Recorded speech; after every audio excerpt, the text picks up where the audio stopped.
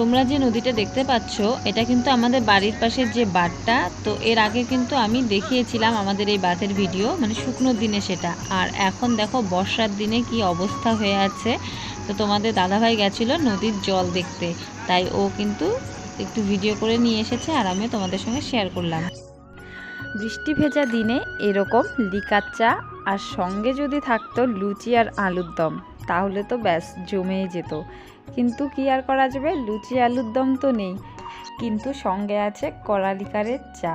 শুভ সকাল বন্ধুরা, চায়ের আড্ডা দিয়ে আজকের ভিডিওটা শুরু করছি। Hello friends, good morning. কেমন আছো সবাই? আশা করি সবাই ভালো আছো, সুস্থ আছো। নতুন আরেকটি ব্লগে তোমাদেরকে অনেক অনেক শুভেচ্ছা ভালোবাসা জানিয়ে আজকে ব্লগটা শুরু করলাম। তো এই যে তাড়াতাড়ি করে একদম চাটা খেয়ে তারপরে যে এই ঘরে রান্না করতে চলে আসলাম।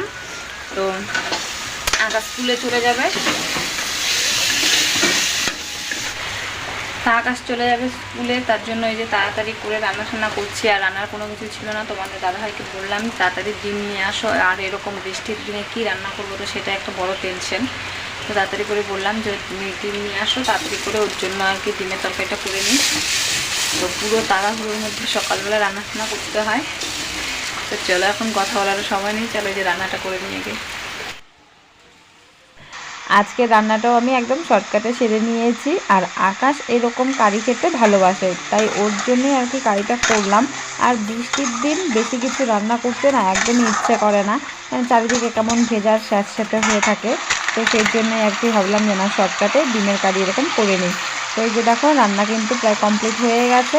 তো এখন এখানে সানরাইজের মিট মশলাটা অ্যাড করে দিচ্ছি। কারণ এই মিট মশলাটা না আমার সব কিছুতে ভালো লাগে, মাংসতে বলো বা ডিমের তরকারিতে বলো।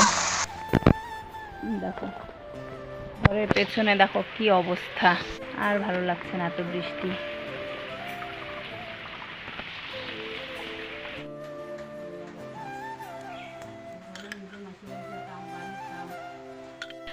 মা হলে অনেকটাই কিন্তু দায়িত্ব বেড়ে যায়।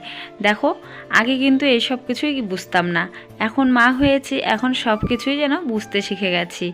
এই যে দেখো আগে ঘুম থেকে উঠতে কিন্তু লেট করতাম, কিন্তু এখন কিন্তু মাথায় একটাই টেনশন থাকে যে না, সকাল সকাল ঘুম থেকে উঠতে হবে।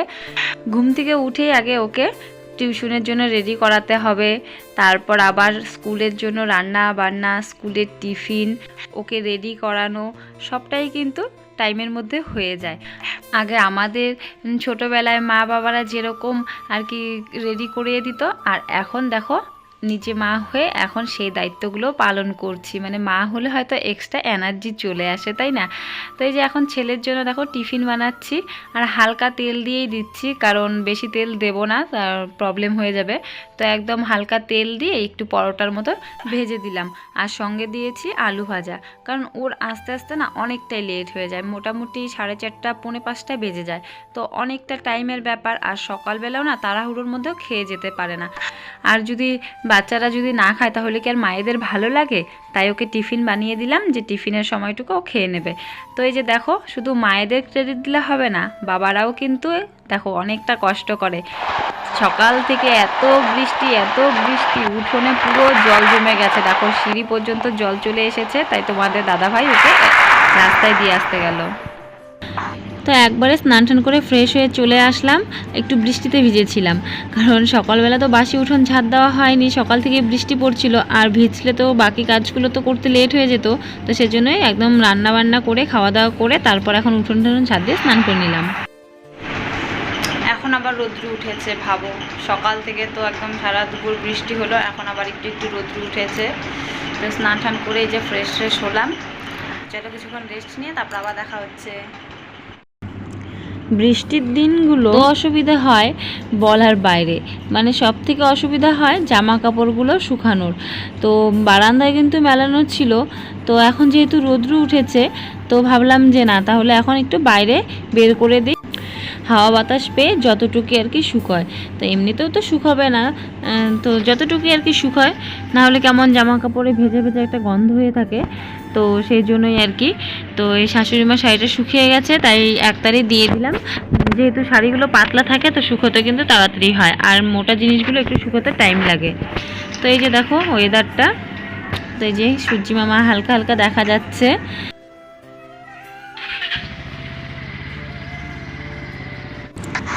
তো তোমরা তো দেখলেই সকালের দিকটাতে কেমন কাদা ছিল, এই জায়গাগুলো জল জমে পুরো এই যে দেখো কাদা কাদা হয়ে আছে। তাই তোমাদের দাদাভাই এখানে দেখো কি সুন্দর পাথর দিয়ে ব্রিজ বানিয়ে দিয়েছে। তো আসলে এমন কাদা হয়েছে না, হেঁটে যাওয়ার মতো কোনো অবস্থাতেই ছিল না। তো সেই জন্য এই যে দেখো কি সুন্দর পাথর দিয়ে একদম রাস্তা তৈরি করে দিয়েছে। তো বর্ষার দিনগুলো এইভাবেই আমাদের কাটাতে হবে। তো এখন আমি যাচ্ছি টিউশন পড়াতে, আর আমার মুখে রয়েছে পান, তাই আমি আর কোনো কথাই বলতে পারছি না। তো চলো আজকের মতো টাটা।